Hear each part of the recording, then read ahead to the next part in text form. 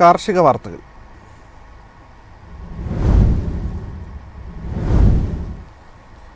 ഇന്ത്യയുടെ കാർഷിക ഭക്ഷ്യ സാങ്കേതിക നിക്ഷേപങ്ങൾ വർദ്ധിച്ചു. നിക്ഷേപങ്ങൾ 215% ഉയർന്ന് $2.6 ബില്യൺ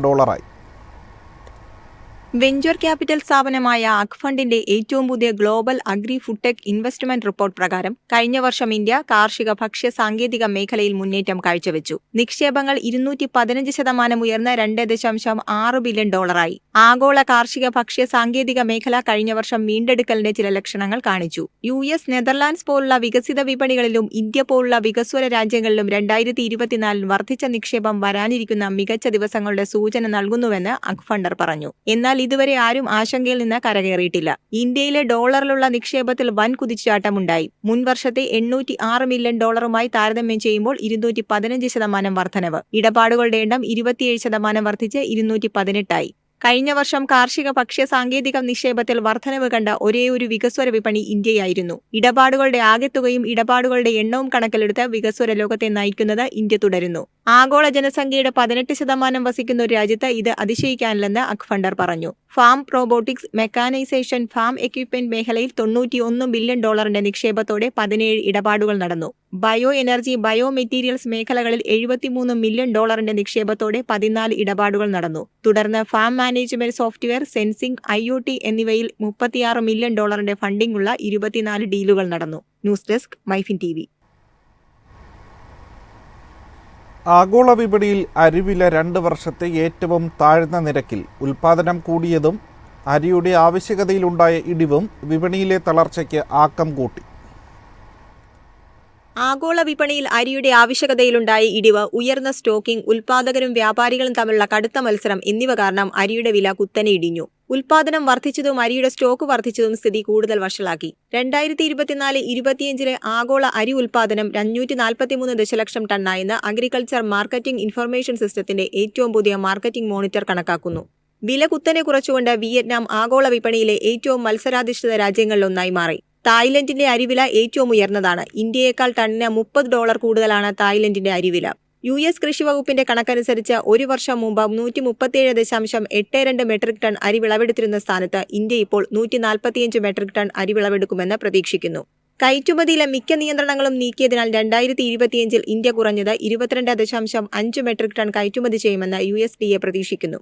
ഇതിന് വിപരീതമായി തായ്ലൻഡ്, വിയറ്റ്നാം, പാകിസ്ഥാൻ എന്നീ രാജ്യങ്ങളുടെ കയറ്റുമതിയിൽ ഇടിവ് സംഭവിക്കുമെന്നാണ് പ്രവചനം. തായ്ലൻഡും വിയറ്റ്നാമും 7.5 ദശലക്ഷം ടൺ അരി കയറ്റുമതി ചെയ്യുമെന്ന് പ്രതീക്ഷിക്കുന്നു. അതേസമയം പാകിസ്ഥാന്റെ കയറ്റുമതി 5.3 ദശലക്ഷം ടണ്ണായി കുറയാൻ സാധ്യതയുണ്ട്. മെക്സിക്കോ, കാനഡ എന്നിവയുമായുള്ള US തർക്കത്തിൽ നിന്ന് അരി വിപണിയിൽ ഇന്ത്യ നേട്ടമുണ്ടാക്കുമെന്ന് ചില വിദഗ്ധർ കാണുന്നുണ്ടെങ്കിലും സ്ഥിതിഗതികൾ സൂക്ഷ്മമായി നിരീക്ഷിക്കേണ്ടതുണ്ടെന്ന് വ്യാപാരികൾ പറഞ്ഞു. News desk, MyFin TV. സഹകരണ പഞ്ചസാര മില്ലുകൾക്ക് വായ്പ ലഭ്യമാക്കുന്ന പദ്ധതിയുമായി സർക്കാർ. മില്ലുകളിൽ മൾട്ടി ഫീഡ് ഡിസ്റ്റിലറികൾ സ്ഥാപിക്കുന്നതിന് വായ്പ ലഭ്യമാക്കും. പഞ്ചസാരയ്ക്കായുള്ള എത്തനോൾ ഉൽപാദനം വർദ്ധിപ്പിക്കുന്നതിനുള്ള നീക്കത്തെ തുടർന്നാണ് പുതിയ പദ്ധതി കേന്ദ്ര സർക്കാർ വിജ്ഞാപനം ചെയ്തിരിക്കുന്നത്. നിലവിലുള്ള കരിമ്പടിസ്ഥാനമാക്കിയുള്ള എത്തനോൾ ഡിസ്റ്റിലറികളെ ഇരട്ട ഫീഡ് യൂണിറ്റുകളാക്കി മാറ്റുന്നതിനാണ് സബ്സിഡിയുള്ള വായ്പകൾ നൽകുക.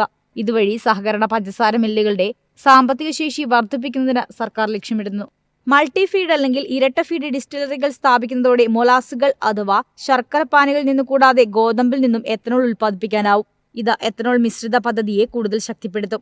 ഇതുവരെ സിംഗിൾ ഫീഡ് ഡിസ്റ്റിലറികൾ മൾട്ടി ഫീഡാക്കി മാറ്റുന്നതിനുള്ള പലിശ ഇളവ് പദ്ധതി സ്വകാര്യ പഞ്ചസാര കമ്പനികൾക്ക് മാത്രമായിരുന്നു ലഭ്യമാക്കിയിരുന്നത്. പദ്ധതി രാജ്യത്തെ 63 സഹകരണ പഞ്ചസാര മില്ലുകൾക്ക് നേരിട്ട് പ്രയോജനം ചെയ്യും. ഇരട്ട ഫീഡ് ഡിസ്റ്റിലറികൾ വരുന്നതോടെ ഡിസ്റ്റിലറികൾക്ക് ബി ഹെവി മൊളാസുകളും കരിമ്പ് ജ്യൂസ് സിറപ്പും ഉപയോഗിച്ച് പ്രവർത്തിക്കാം. ഗോതമ്പ് ക്ഷമം അല്ലെങ്കിൽ നിരോധനം വരുമ്പോൾ മറ്റ് ഉൽപ്പന്നങ്ങളിൽ നിന്ന് എത്തനോൾ ഉൽപ്പാദനം നടത്താനും ഇതുവഴി സാധിക്കും.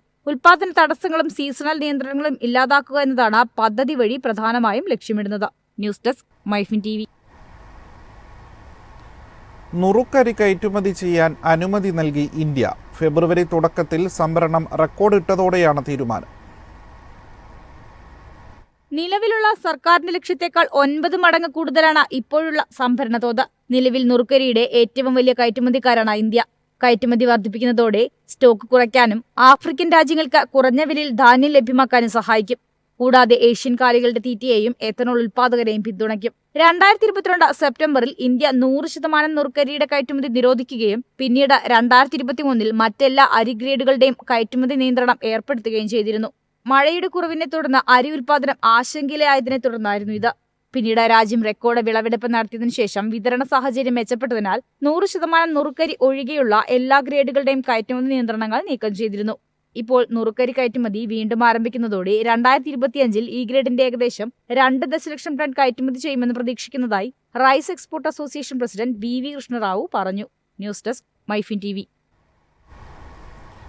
കേരളത്തിലെ പ്രകൃതിദത്ത റബ്ബർ തോട്ടങ്ങളുടെ ജിയോ മാപ്പിംഗ് റബ്ബർ ബോർഡ് അടുത്തയാഴ്ച ആരംഭിക്കും. റബ്ബർ കൃഷി ചെയ്യുന്ന 10 ജില്ലകളിൽ ശ്രദ്ധ കേന്ദ്രീകരിക്കുമെന്ന് റബ്ബർ ബോർഡ് അറിയിച്ചു. ഭൂവുടമസ്ഥത, വിസ്തീർണം, റബ്ബർ കൈവശമുള്ളവരുടെ അതിരുകൾ എന്നിങ്ങനെയുള്ള നിർണായക വിശദാംശങ്ങൾക്കായാണ് മാപ്പിംഗ് നടത്തുക. ഈ ഡിജിറ്റൽ മാപ്പിംഗ് ശ്രമം തുടക്കത്തിൽ മറ്റു പ്രദേശങ്ങളിലേക്ക് വ്യാപിപ്പിക്കുന്നതിന് മുമ്പ് റബ്ബർ കൃഷി ചെയ്യുന്ന 10 ജില്ലകളിൽ ശ്രദ്ധ കേന്ദ്രീകരിക്കുമെന്ന് റബ്ബർ ബോർഡ് പത്രക്കുറിപ്പിൽ പറഞ്ഞു. ജിയോ മാപ്പിംഗിന് ശേഷം റബ്ബറിന്റെ സർട്ടിഫിക്കേഷൻ നൽകും. യൂറോപ്യൻ യൂണിയൻ വനനശീകരണ ചട്ടങ്ങളുമായി ബന്ധപ്പെട്ട് ഇന്ത്യൻ സുസ്ഥിര പ്രകൃതിദത്ത റബ്ബറിനെ കണക്കാക്കുന്നതിനാണ് പദ്ധതി. സ്വാഭാവിക റബ്ബറിന്റെ സർട്ടിഫിക്കേഷൻ നൽകുന്നതോടെ വ്യവസായത്തിൽ ഇന്ത്യയുടെ ആഗോള നിലവാരം ഉയർത്താനും ലക്ഷ്യമിടുന്നു. ജിയോ മാപ്പിംഗ് നടത്തുന്നതിനായി ഹൈദരാബാദ് ട്രയാംബു ടെക് സൊല്യൂഷൻസ് പ്രൈവറ്റ് ലിമിറ്റഡുമായി റബ്ബർ ബോർഡ് കരാറിൽ ഏർപ്പെട്ടിട്ടുണ്ട്. സപ്ലൈ ചെയിൻ മാപ്പിംഗ്, ട്രേസിബിലിറ്റി സിസ്റ്റങ്ങളുടെ വികസനം, തോട്ടങ്ങളുടെ ജിയോ മാപ്പിംഗ് എന്നിവ സ്വാഭാവിക റബ്ബറിന് ആവശ്യമാണ്. ഇതുവഴി റബ്ബറിന്റെ ഉത്ഭവം ഉറപ്പു നൽകുകയും യൂറോപ്യൻ യൂണിയൻ വനനശീകരണ ചട്ടങ്ങളുടെ ആവശ്യകതകൾ പാലിക്കുന്നുണ്ടെന്ന് ഉറപ്പാക്കുകയും ചെയ്യുന്നു. ഈ സർട്ടിഫിക്കേഷൻ ലഭിക്കുന്നതോടെ യൂറോപ്യൻ വിപണിയിൽ പ്രവേശിക്കാൻ ഇന്ത്യൻ പ്രകൃതിദത്ത റബ്ബർ കയറ്റുമതിക്കാരെ പ്രാപ്തരാക്കും. News desk MyFin TV.